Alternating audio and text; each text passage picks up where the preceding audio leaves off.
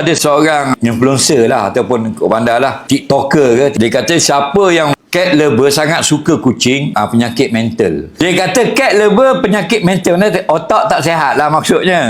Apa dalil dia? Mana dalil? Abdul Rahman, sahabat Nabi. Nama dia Abdul Rahman. Dia ni suka kucing. Sahabat Nabi ni bukan sahabat YB, sahabat Nabi. Sahabat YB Cak Yang. Dia ni suka kucing. Depan rumah dia ada satu pokok. Dia kucing berkumpul di pokok tu. Apa sebab? Sebab dia selalu letak makanan situ. Kucing-kucing dia ada di rumah lain pun lepak situ dah. Kerana ada makanan. Dan pada satu hari dia main anak kucing. Dia main kat tangan dia. Nabi sampai. Assalamualaikum ya Abdul Rahman. Dia terkejut. Nabi beri salam sampai depan muka. Dia susuk sembunyi dalam lengan baju. Takut Nabi nampak. Takut Nabi marah. Takut Nabi kata mental ke apa ke. Masuk ni. Bila masuk dalam tangan ni, kucing dia gerak lah. Nyu. Mahala ya Abdul Rahman.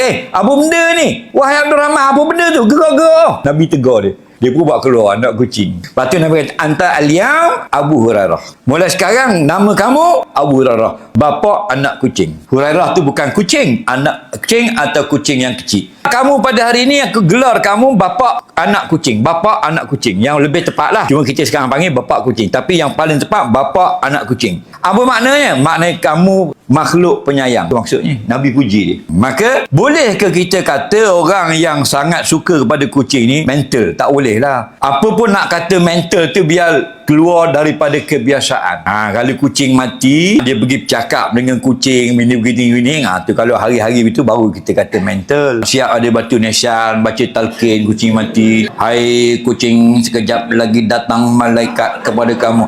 Tu baru mental. Kalau sekadar sayang kucing tak ada masalah. Okey?